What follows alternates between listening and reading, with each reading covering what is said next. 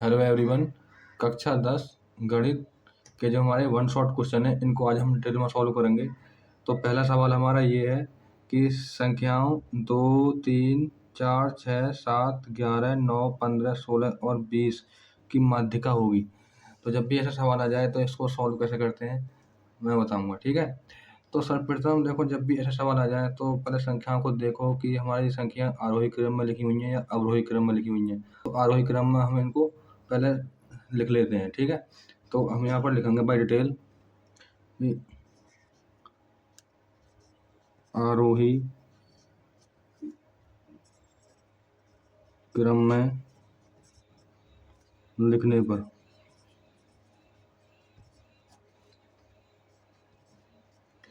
तो देखेंगे सबसे छोटी संख्या कौन सी है हमारी। सबसे छोटी संख्या हमारी 2 है, ठीक है। और फिर उसके बाद 3, ठीक। और फिर उसके बाद हमारी 4, फिर उसके बाद 6 और फिर 7, ठीक है। और 9, 11, 15, ठीक। और 16 और 20, ठीक है। ये हमारी आरोही क्रम में लिखी। अब हमें निकालनी है माध्यिका। तो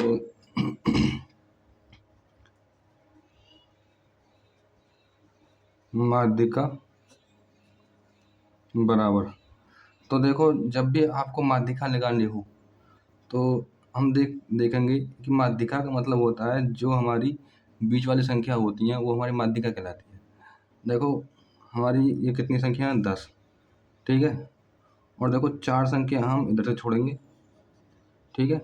और 4 संख्या हम इधर से छोड़ेंगे और ये 2 संख्या बची और 2 संख्या को जोड़कर हम भाग दे देंगे 2 से, ठीक है। तो 7 + 9/2, तो 9 × 7 16 और 16/2, ठीक है। 2 का भाग देंगे हम 16 में, तो 2 × 8 16। तो माध्यिका जो निकल के आई है ना, वो माध्यिका निकल के आई है हमारी 8,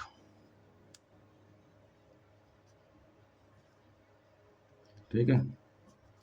माध्यिका बराबर 8 आंसर। इस तरीक़ा से आपको सवाल करने होंगे, ठीक। अब अगला सवाल है हमारा। अगला सवाल ये है कि आंकड़ों का बहुलक ज्ञात कीजिए।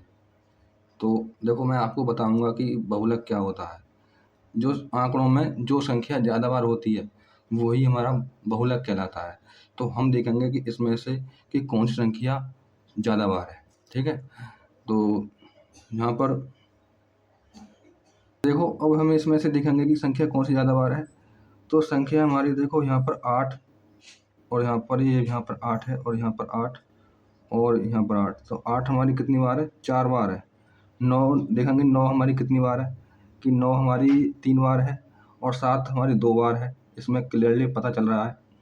और 11 हमारी 1 बार है। संख्या ज़्यादा अधिक बार होगी वही हमारा बहुलक कहलाएगा। तो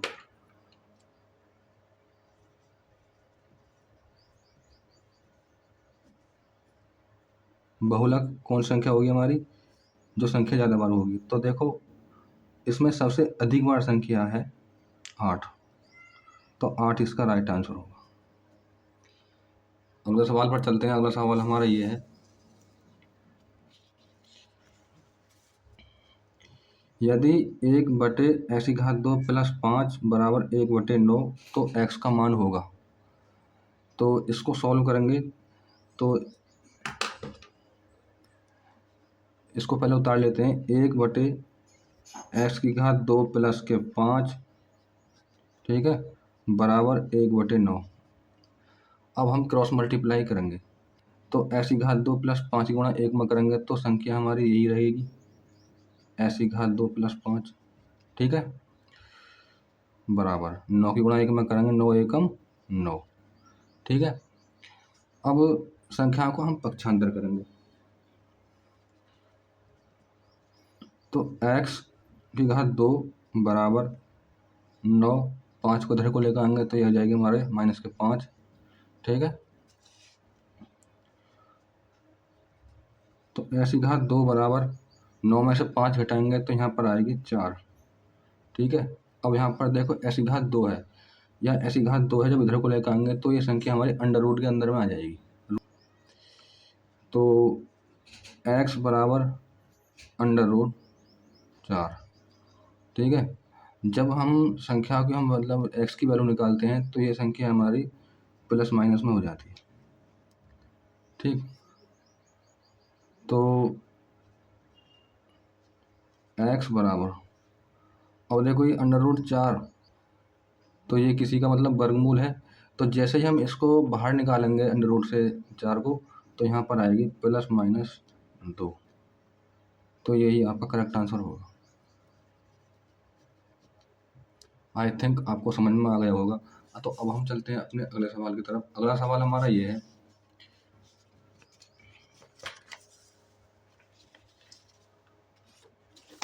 तो जब भी मतलब ऐसे क्वेश्चन आ जाए तो इसको सॉल्व कैसे करेंगे। देखो अगला सवाल हमारा ये है कि सिद्ध कीजिए कि 3 रूट 2 एक अपरिमेय संख्या है।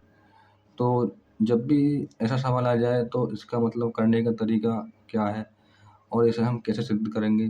तो ऐसे मतलब एग्जामिनर छोटे छोटे मतलब क्वेश्चन पूछ लेता है, तो ये कम से कम 2 से 3 नंबर में ये क्वेश्चन आ जाता है। ये हर साल एग्जाम में आता है।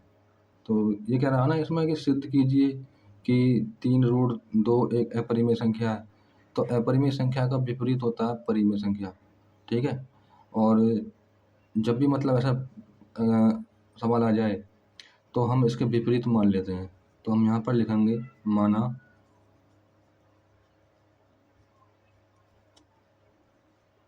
3 रूट 2 एक परिमेय संख्या है।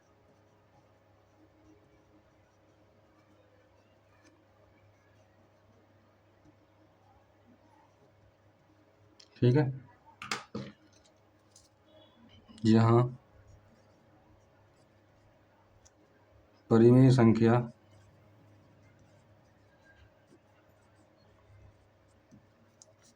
P/Q के रूप में होनी चाहिए।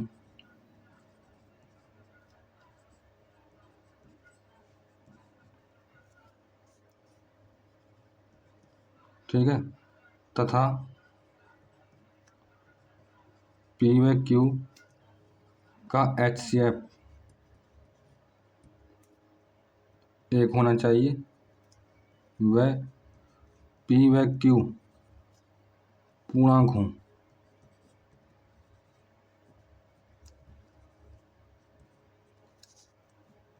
तो और Q का मान 0 ना हो।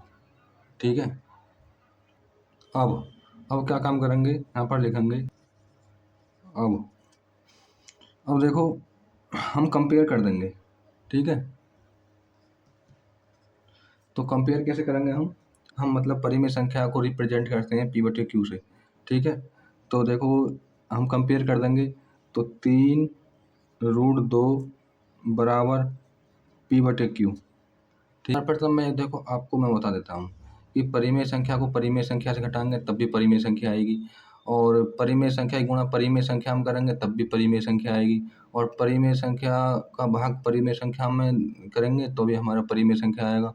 ठीक है, और परिमेय संख्या गुणा परिमेय संख्या हम करेंगे तब भी हमारी परिमेय संख्या आएगी। ठीक है, जो मैंने ये बात बोली है ना, ये बहुत इंपॉर्टेंट है। तो देखो अब जैसे हम इनका आगे को सॉल्व करेंगे, तो अब जैसे ये है हमारी कि 3 रूट 2 बराबर P/Q। ठीक है, तो रूट 2 बराबर P/Q, और देखो ये 3 जो है ये बराबर के बटे में चला जाएगा। ठीक है, तो यहाँ पर आ जाएगी Q3। ठीक है, अब हम यहाँ पर मल्टीप्लाई कर लेंगे, तो रूट 2 बराबर P/3Q। ठीक है, अब ये हमारी परिमेय संख्या है, और मैंने ये आपको बताया है कि मतलब परिमेय संख्या का भाग हम परिमेय संख्या में करेंगे तब भी हमारा परिमेय संख्या आएगा। तो P/3Q हमारी ये परिमेय संख्या है और रूट 2 हमारी परिमेय संख्या है। ठीक है, तो ये हमारी कभी बराबर हो सकती है? जैसे कि √2 बराबर P/3Q बराबर हो सकती है? नहीं हो सकती। तो हम लिखेंगे यहाँ पर कि √2 एक अपरिमेय संख्या है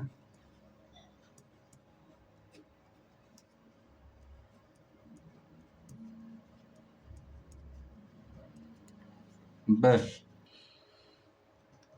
P/3Q एक परिमेय संख्या है।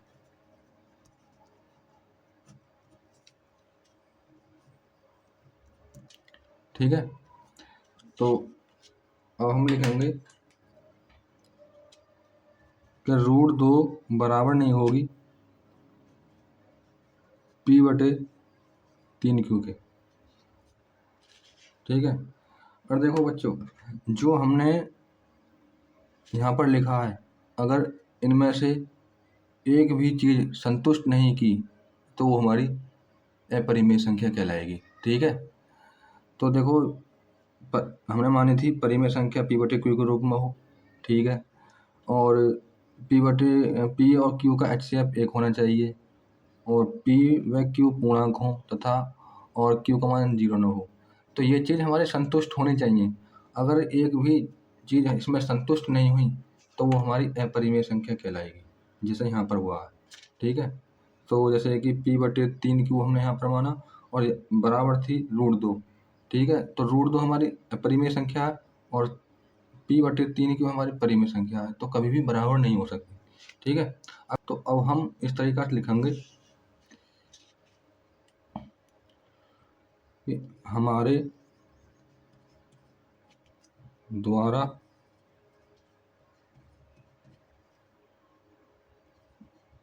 मानी गई अवधारणा के विपरीत है।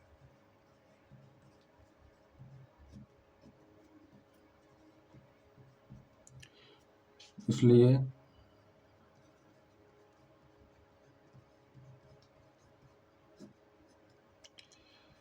√2 नंबर 3 √2 एक अपरिमेय संख्या है।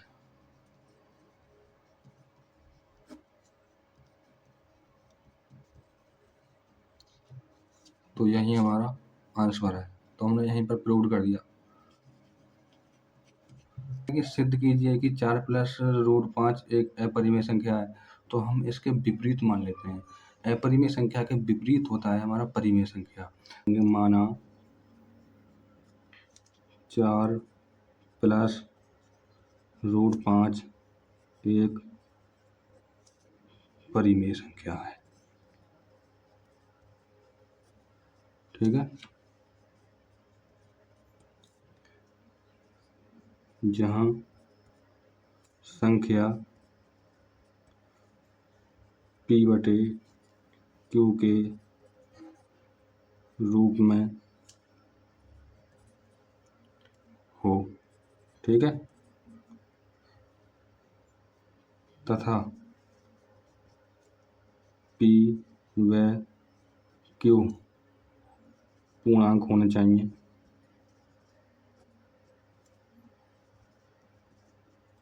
व P व Q का HCF बराबर 1 हो। ठीक है, और Q का मान 0 न हो, तो हमारी परिमेय संख्या कहलाती है। अगर इन चीज़ों को संतुष्ट कर रही है हमारे सिद्ध होने में तो सही है। ठीक है, अगर एक भी चीज़ हमारी, अगर एक भी वैल्यू हमारी इससे संतुष्ट नहीं हुई तो हमारी वो फिर अपरिमेय संख्या कहलाएगी। ठीक है, अब क्या काम करेंगे, अब कंपेयर कर देंगे हम 4 + √5 बराबर जो हमने परिमेय संख्या मानी P/Q।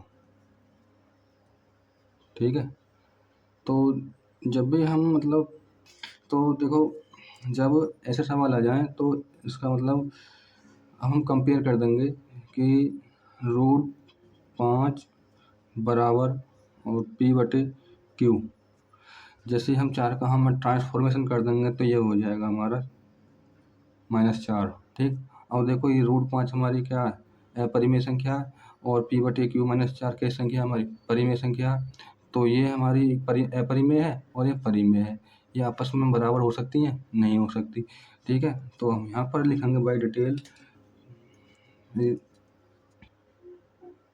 रूट 5 एक अपरिमेय संख्या है।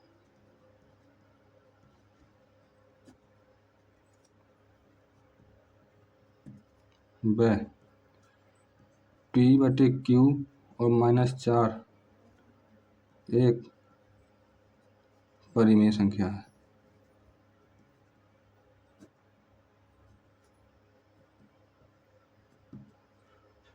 ठीक है। अब रूट 5 बराबर नहीं हो सकती P/Q -4 के। ठीक है, अब यहाँ पर लिखेंगे हम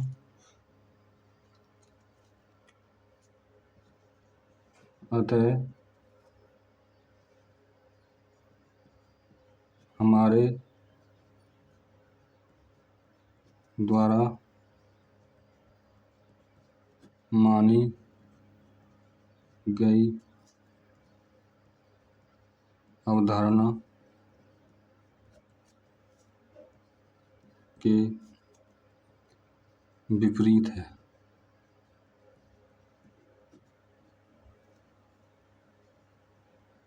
ठीक है, इसलिए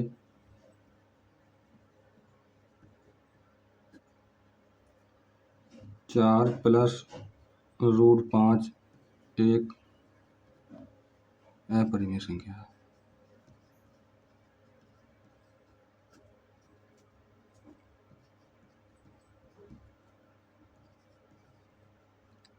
तो यही हमारा प्रूव्ड है। ठीक है, ये हमने सिद्ध कर दिया आंसर।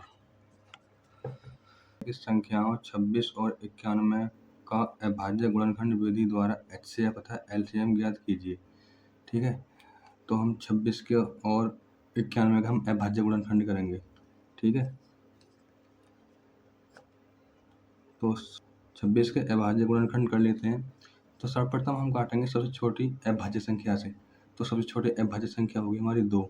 ठीक है, तो 2 एकम 2, 2 तिया 6, तब तक काटना जब तक 1 ना आ जाए। 13 एकम 13। ठीक है, तो 26 के हमारे फैक्टर आ गए 2 और 13। अब हम ऐसे ही हम 91 के गुणनखंड करेंगे।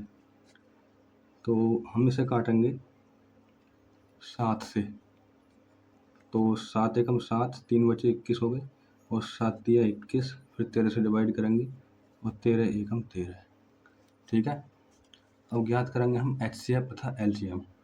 तो 26 के जो हमारे गुणनखंड आए हैं वो आए हैं 2 गुणा 13 गुणा, इस एक को और लिख लेते हैं कॉमन बनाने के लिए, जो एक है। और 91 के जो हमारे फैक्टर आए हैं वो आए हैं 7 गुणा 13 गुणा 1। ठीक है, अब हम HCF ज्ञात करेंगे। तो यहाँ पर कर लेते हैं। अब देखो HCF में हम दिखाएंगे कि इसमें से कॉमन क्या है इन दोनों संख्याओं में से। तो देखो यहाँ पर 13 है और यहाँ पर 13 है। ठीक है, तो एक कॉमन आ गया, और यहाँ पर एक कॉमन है क्योंकि यहाँ पर भी एक और यहाँ पर भी एक है। तो गुणा में हम 1 कर देंगे और बराबर 13 एकम 13। तो 13 इसका HCF आ गया। अब हम LCM ज्ञात करेंगे। जो हमारा LCM ज्ञात होगा, LCM जो होगा ना हमारा, जो संख्या हमारी कॉमन आई है उसे तो लिखेंगे, और जो बिना कॉमन वाली संख्या उसको लिख देंगे, तो हमारा LCM आ जाएगा। तो 13 गुणा, और देखो यहाँ पर 2 बची और यहाँ पर 7। ठीक है, अब इसकी मल्टीप्लाई कर देंगे। 7 दूनी 14, 14 ती 42 का 2 हासिल लगा 4, और 14 एकम 14, 14 4 18। तो एलसीएम जो आ गया ना वो 182 आ गया। ये इसका करेक्ट आंसर होगा। ठीक है, आई होप आपको समझ में आ गया होगा। तो वीडियो को लाइक कर दीजिए। और ऐसे छोटे छोटे क्वेश्चन एग्जाम में आ जाते हैं 1 नंबर में। तो ये कह रहा है कि संख्या 156 के अभाज्य गुणनखंड होगा। तो देखो, अभाज्य गुणनखंड हमारे वो होते हैं जिनके केवल 2 ही फैक्टर होते हैं। ठीक है, 2 से अधिक फैक्टर को हम भाज्य संख्या कहते हैं और केवल 2 ही फैक्टर को ही हम अभाज्य संख्या कहते हैं। ठीक है, तो ये हमारा 156 संख्या है।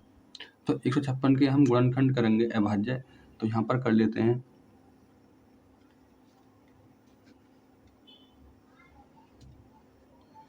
तो सर्वप्रथम हम सबसे छोटी अभाज्य संख्या से काटेंगे। जो सबसे छोटी अभाज्य संख्या होगी हमारी 2।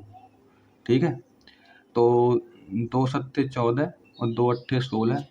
ठीक है, और फिर उसके बाद फिर 2 से काटेंगे इसको। 2 तिया 6 और 2 नम 18। ठीक है, फिर 3 से डिवाइड करेंगे इसको। 3 एकम 3 और 3 तिया 9। ठीक है, और 13 से डिवाइड करेंगे। 13 एकम 13। हमारे 156 के अभाज्य गुणनखंड आए 2 गुणा 2 गुणा और 3 गुणा 13। अगर आप घात के रूप में लिखना चाहते हैं तो 2 कितनी बार है? 2 की घात 2 गुणा 3 एक बार है। 3 की घात 1 करेंगे तो 3 ही माना जाएगा। तो 3 गुणा 13। ठीक है, ये इसका करेक्ट आंसर होगा। ठीक है, आप यहाँ तक भी छोड़ के आ सकते हो। ठीक है, अगर आप घात के रूप में दिखाना चाहते हो तो घात के रूप में इस तरीके से दिखा सकते हो। अब देखो, हमारा अगला संख्याओं 3, 4, 6 और x का समांतर माध्य 5 है। तो x का मान होगा। तो इसको डिटेल में सॉल्व करेंगे। तो इसका एक फॉर्मूला है, समांतर माध्य बराबर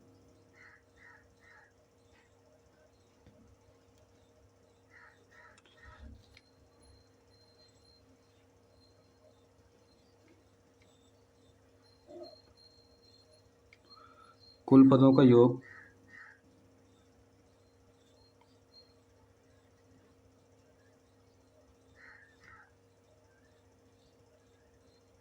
बटे कुल संख्या।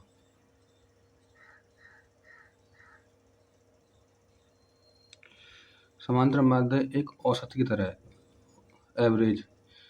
ठीक है, अब देखो हमारी जो संख्या है ये 3, 4, 6 और x, ये हमारी ये संख्या है।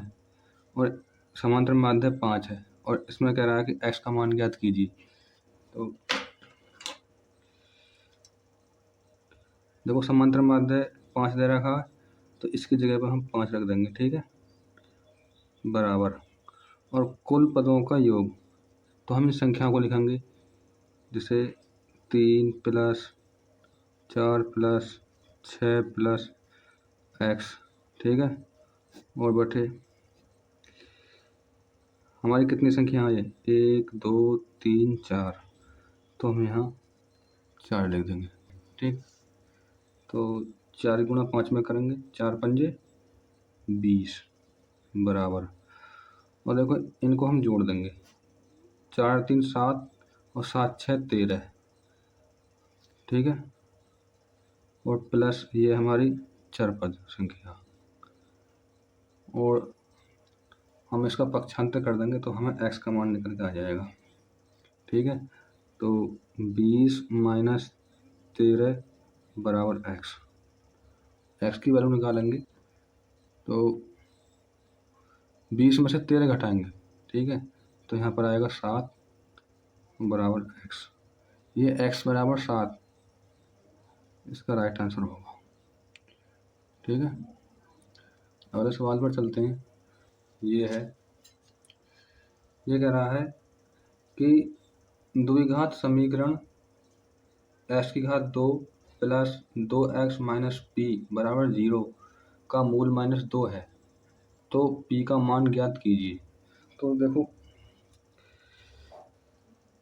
ये हमारी समीकरण है। x की घात 2 और प्लस 2x और माइनस p बराबर 0। अब ये कह रहा है कि इसके मूल -2 हों।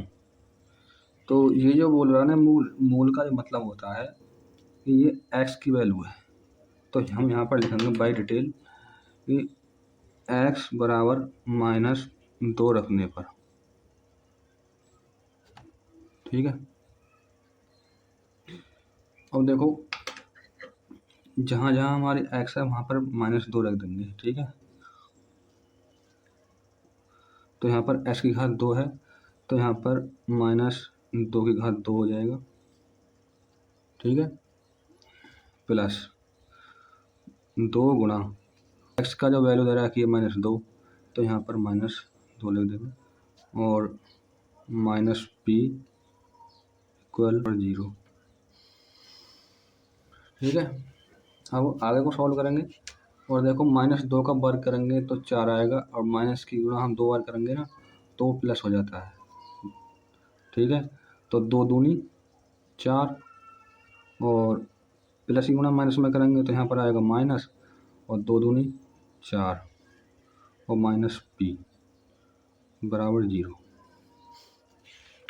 उसके बाद देखो ये पॉजिटिव है और ये नेगेटिव है। जब समान संख्या होती है ना तो आपस में कट जाती है नेगेटिव पॉजिटिव। तो -4 + 4 तो ये हमारा कट गया।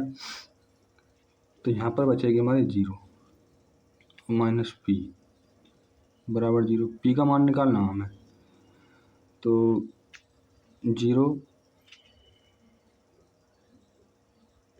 बराबर पक्षांतर करेंगे -p का तो ये +p हो जाएगा। p बराबर 0 इसका राइट आंसर, ठीक है।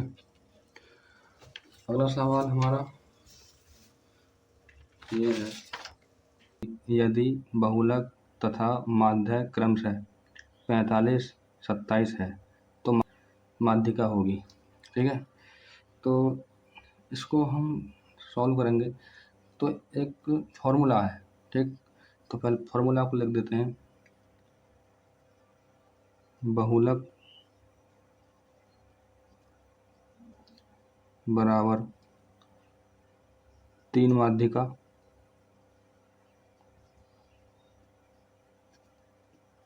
-2 माध्य, ठीक है। अब देखो ये सवाल है हमारा, जहाँ जहाँ हमारी मतलब ये बहुलक की और माध्य की ये वैल्यू दे रखी है वहाँ वहाँ हम इन वैल्यू को हम रख देंगे और हमारा माध्यिका निकल के आ जाएगी, ठीक है। तो बहुलक की जो वैल्यू दे रखी है वो 45, तो हम यहाँ पर 45 रख देंगे हम, ठीक है, बराबर। और माध्य की वैल्यू दे रखी है 27 बराबर, यहाँ पर लिख देंगे 3 माध्यिका, ठीक है, माइनस माध्य की वैल्यू दे रखी है 27, ठीक है, और ये गुणा में 2 और है, ठीक है। इसको यहाँ पर लिख देंगे, ठीक है। ये 2 जो है यहाँ पर लिख दिया। अब ये जो कह रहा है ना क्रमशः का मतलब है जैसे कि 1 के बाद 2, 2 के बाद 3, 3 के बाद 4। तो बहुलक की जो वैल्यू दे रखी है 45 और माध्य की वैल्यू दे रखी है 27, ठीक है। अब 45 बराबर 3 माध्यिका और देखो 27 की गुणा 2 में करेंगे, 27 दूनी 54, ठीक है। अब फिर उसके बाद जैसे हम माध्यिका निकालेंगे तो -54 जैसे हम इधर को लेकर आएंगे तो चिन्ह हमारे परिवर्तन हो जाएंगे, ठीक है। तो 45 और 54 को इधर को लेकर आएंगे तो ये जाएगी +54, ठीक है। अब बराबर ये हमारे यहाँ पर स्थिर है तो यहाँ पर लिख देंगे हम 3 माध्यिका,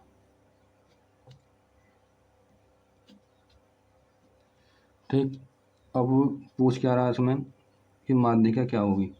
अब देखो हम इन दोनों को हम जोड़ लेंगे तो ये 5 4 9 और 5 4 9, तो ये 99 हो गए बराबर 3 माध्यिका।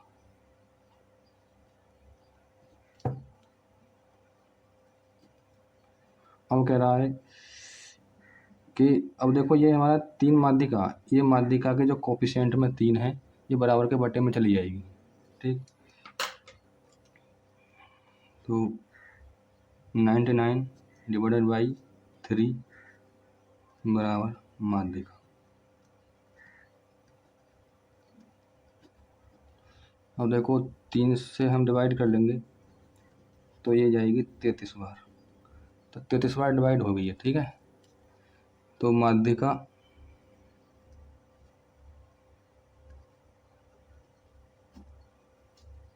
बराबर 33, यही इसका करेक्ट आंसर होगा, ठीक है। ये हमारा फॉर्मूला ऐसा है कि अगर किसी भी मतलब माध्यिका या माध्य या बहुलक किसी भी की वैल्यू पूछे तो इस फॉर्मूला को यूज करके हम किसी की भी वैल्यू निकाल सकते हैं।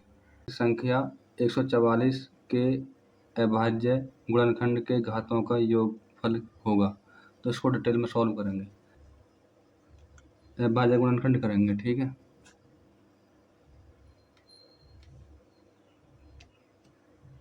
तो सर्वप्रथम हम दो सबसे छोटी अभाज्य संख्या से काटेंगे, जो सबसे छोटी अभाज्य संख्या हमारी 2, तो 2 से डिवाइड कर लेते हैं, 2 सत्ते 14 और यहाँ पर कंप्लीट डिवाइड हो गया है, और 2 दूनी 4, फिर 2 से काटेंगे यहाँ, 2 तिया 6 और 2 छक्का 12, ठीक है। फिर 2 से काटेंगे, ये कटेगी 18 बार, ठीक है। फिर 2 से काटेंगे, 2 9 18, फिर काटेंगे इसे 3 से, 3 तिया 9, जब तक काटनी है जब तक 1 ना आ जाए कट कर, तो 3 एकम 3। अब देखो हमारे 144 के जो अभाज्य गुणनखंड आए वो आए हैं हमारे, ये हमारे 2 4 बार है और 3 2 बार है, तो 2 गुणा 2 गुणा 2 गुणा 2 गुणा 3 गुणा 3, ठीक है। तो 1 2 3 4, 2 4 बार है तो 2 की घात 4 गुणा, और 3 2 बार है गुणा में तो 3 की घात 2। अब पूछ क्या रहा, घातों का योगफल, तो घातों का योगफल होगा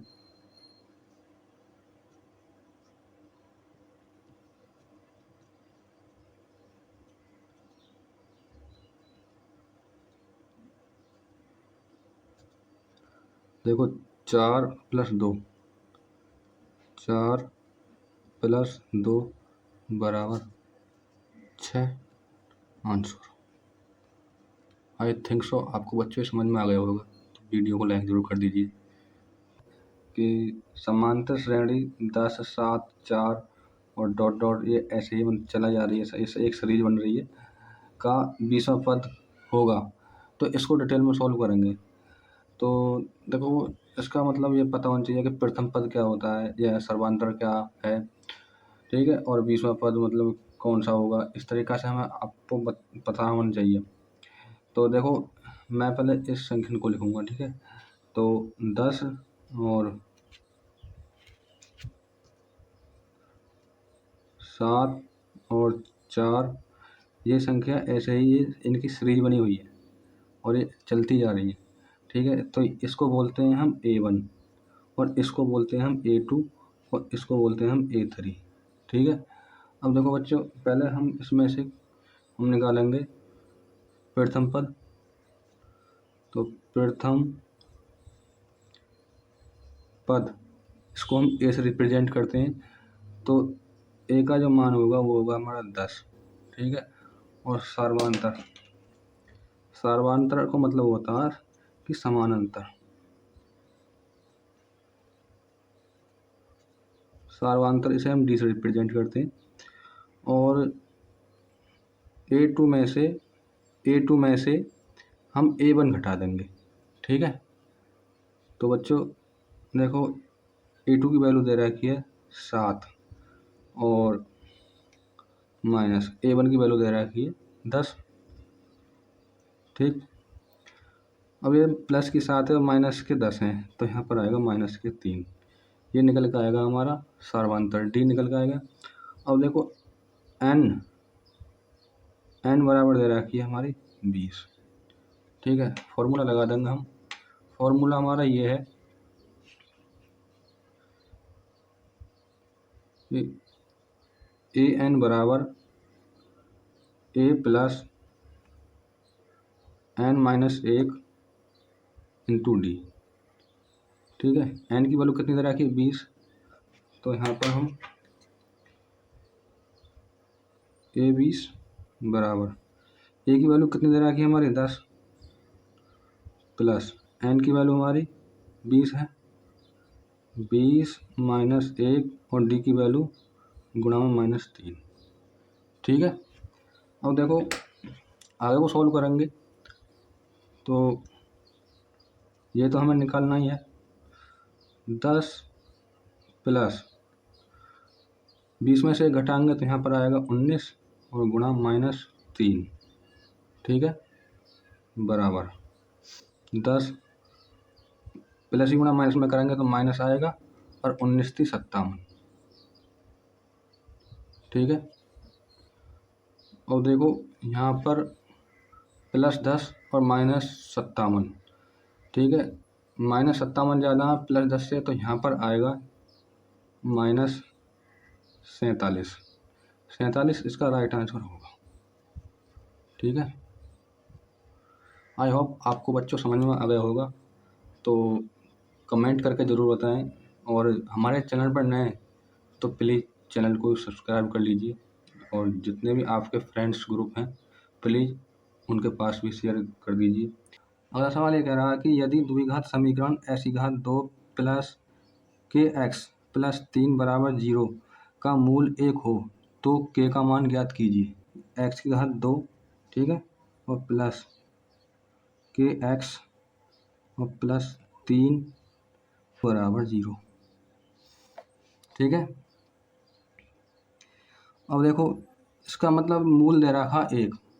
ये मूल का मतलब होता है कि ये x की वैल्यू दे रखी है, तो हम यहाँ पर लिख लेंगे x बराबर -1 रखने पर। ठीक है, जैसे मैं कर रहा हूँ ऐसे ही आपको करना है। तो हम x की जगह पर हम 1 रख देंगे, तो 1 का वर्ग प्लस के की गुणा हम एक बार करेंगे तो के ही आएगा, लेकिन हम प्रॉपर तरीका से हम आपको दिखा देते हैं। प्लस 3 बराबर 0, 1 का वर्ग करेंगे तो 1 आएगा, और के की गुणा 1 में करेंगे तो के ही आएगा।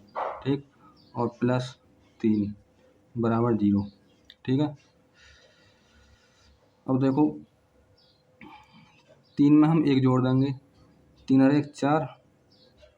ठीक, और प्लस के बराबर 0। हमें निकालना के का मान, तो के बराबर पक्षांतर कर देंगे 4 का, तो ये जाएगा -4। तो के का मान आएगा -4, इसका राइट आंसर होगा। आई थिंक आपको समझ में आ गए होंगे बच्चों, तो हम अपनी क्लास को यहीं एंड करते हैं। धन्यवाद।